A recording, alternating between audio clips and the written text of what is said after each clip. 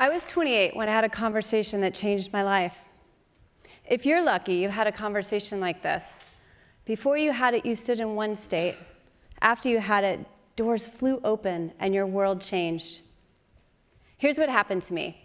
It was the late 90s and I was working for a tech startup, and some colleagues and I were working on an idea that we thought could reshape the business. And we pitched it to our CEO, and he liked it and surprised me by saying, well, why don't you present it to the board? Well, it never occurred to me that me presenting to the board was even an option. I will never forget walking into that room. Around the table sat 10 older white men, empty seats between them, all wearing suits and ties. I was wearing a brand new, very brown J. Crew suit. I bought it just for the meeting, thinking this is what you wear to a board meeting.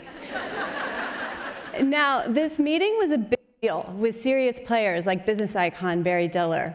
And the conversations were serious, heavy, sometimes contentious. There were silences and pauses and points and counterpoints, decisions, big ones, being debated and made. You could feel the intensity.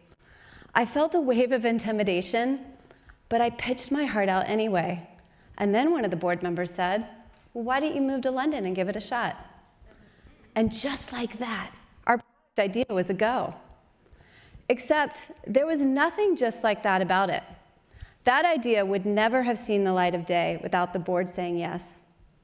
Now, you might think that the moment that everything changed was when I got the invitation to go to London. No. The real turning point was when I got the invitation to go to the boardroom itself. That moment, that conversation was about access and opportunity. And it wasn't lost on me how few people get access to that level of decision making, whether they were on my side of the table pitching or on the other side of the table deciding. Looking back, it was highly unlikely I would have been in that boardroom at all. I was born and raised in the South in an environment where it was rare for women to have a career. My mom was what I would call a Texas feminist. She was raised culturally conservative, but she was anything but typical. She got a second degree in women's studies in her 50s. And 30 years ago, she started an all-women's investment club, and it still beats the S&P. She kept exposing me to new opportunities. She's the one who put me on the bus to sleepaway camp. She's the one who pushed me to go to Vanderbilt, and she's the one who convinced me to go to London. Today, I lead a social impact organization dedicated to putting more women on corporate boards. I'm here to make sure that you know that the boardroom is the most influential room in business, and why influencing who has a seat at those tables matters so deeply. And I know you probably didn't wake up today thinking about corporate boardrooms and who's on them, but if you took an Uber here this morning or doom-scrolled Instagram, those boards filled with people you don't know absolutely influence your choices today. And you've probably heard of iconic CEOs like Amazon's Jeff Bezos, or Apple's Tim Cook, or Netflix's Reed Hastings. But can you name members of their boards? That's a lot less likely. So here's why it matters who's on boards. Boards guide a company from what it makes to how much it makes. They work at an altitude that's above the day-to-day, guiding strategy and decisions. Not only can they override a CEO, they can hire and fire them. The clearest way to describe what a board does is how I explained it to my daughter Vivian when she was 5. I said, they're kind of like the boss of the boss. Right now, companies guided by their boards are deciding what we eat, what we spend, and what we get for the money, how safe our cars are, what we can do about climate change, what solutions are available when our aging parents don't recognize us anymore. When you think about it, boards are key levers for social and economic change.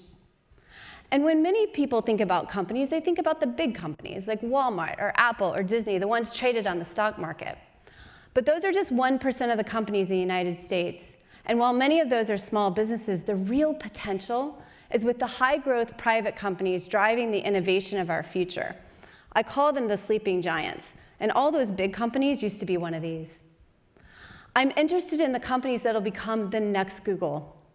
We don't know how they're going to shape a future we can't see, with products we've never experienced, designed and built in facilities that we don't have access to. But we do know this: They are profoundly lacking in diverse voices in their boardrooms. Nearly a third of those companies have 0 women on their boards. Until last year, there were more men named Dave than women of color on those private company boards. Listen, people have been talking about board diversity for decades. I could show you hundreds of studies that point to how diverse boards are better for business, better for the environment, better for employees, better for profitability. Better, better, better. The data's there, but it hasn't moved the needle. We've got to approach it in a different way, and we are. So I'm a product person. I study problems, I study people, and I firmly believe that you can't change human behavior until you understand it. And then you can find ways to adapt to it. So if you think about how we pick board members, it's a lot like how we find babysitters. I mean, if I'm looking for someone to care for my 2 kids, I can somehow seek out and cull through a bunch of resumes, references, background checks, do some interviews, and then hire someone. Or I could just ask my good friend who they know and trust and pick that person. Problem solved. Boards look the way they do because they do the same thing. They tap people who know the people they know. Women and women of color are almost always missing from those personal networks. So it's just going to be easier to find a qualified white guy. It's just the truth. And when those networks don't produce the qualified others, it's tempting to think that the qualified women aren't there. You see the problem. So when I got interested in solving the problem of who gets access to boards, I went and interviewed 90 CEOs and board members. All of them were men. And I told them my interest in bringing more women onto corporate boards. They all wanted to help, every single one of them. And then I asked them, how did you find your last board member? And I got stories of ski weekends and golf games and private dinners, the kinds of settings where people are off guard and off the record, where trust is built. Many of them met their board members at private dinners. It's how humans have bonded for centuries. You trust who you know. And then I saw it. We don't need to get rid of the dinner party. We just need to broaden who gets invited. So I decided to throw my own. Small, curated, off-the-record, gender equal, a mix of CEOs, investors, and board members, and amazing board-qualified women. Roundtable, moderated conversations unfold with stories that never fail to inspire me. Stories that describe the real qualities of great board members. And it's not the math skills on the audit committee, but the superpowers that matter. People whose advice you can't get enough of. The wise guys that ask thoughtful questions or inspire teams to think bigger, even relate to the products and the customers who use them. These dinners always have inspiring stories, like the one where the board members sat next to a CEO on a long international flight just to show support for a game-changing pitch, which they won. Since that dinner 5 years ago, we've hosted 150 of these conversations, but dinners are just a piece of this. We've helped thousands of companies who are looking to diversify their boards, understanding their needs and making tailored introductions. Through the connections they've built, we built a network of over 7,000 board-qualified women. And as a direct result of introductions we've made, women have been appointed to over 100 board seats. 10% were first in their family to go to college. Almost half of those are women of color. Solving board diversity isn't a pipeline problem. It's a network problem. Because, and hear this, we have so many qualified women in our network, and I meet more every day. Women who are CFOs at public companies, not on a board yet. Women who build iconic products for companies that go to IPO, not on a board yet. Women running billion-dollar divisions that those private companies would be hungry to learn from, not on a board yet. I mean, come on. If you're a woman who's wondering if she's qualified to serve on a board, take this seriously. You probably are qualified. The job boils down to amassing enough operating experience to guide a CEO. Own your value, and then start asking, who knows me? And by who, I mean CEOs, investors, and board members. Reach out and ask them to keep you top of mind for board opportunities. Be bold. Be visible. These rooms need your voice. And as for the CEOs, investors, and board members, stop asking, who do we know? And start asking, what do we need? Because who you know is not what you need. One of my favorite people is Danny Meyer. He's the founder of Shake Shack, and he put it to me quite bluntly. He said, your company can't grow with the same people coming up with the same ideas time and time again. Make an effort to reach outside your relationships. And when you reach out, reach several layers out. It'll take more work, but it'll totally be worth it. Listen, board conversations can be hard. I get it. People want to be with those who they know and who they trust. It may seem safe, but it's actually one of the riskiest things that you can do. It promotes groupthink, and that's the opposite of innovation. What we're really talking about is cognitive diversity. It's not just about finding people who look different from you. It's about finding people who think different from you because they have a different lived experience. They surface unexpected questions, questions that take the conversation in a different direction, questions that surface blind spots that maybe weren't obvious to boards before. It takes intention to find these people. I mean, if you're missing your CFO, you wake up in a panic just wondering when you're going to be able to hire this person. But nobody really wakes up thinking, where's my wise guide? You know, it can take a long hike or a nap to even realize that you need a wise guide. And wisdom isn't obvious on LinkedIn. Sometimes you don't know these people until you meet them. Like Liz Jenkins. So I met Liz through a mutual friend in LA, and at the time she was CFO and COO of Hello Sunshine, which is Reese Witherspoon's media company. And I read her bio and I was like, well, she must know everyone. But entertainment company circles are just that. They're circles within one industry, and they don't always intersect with circles in other industries, like technology.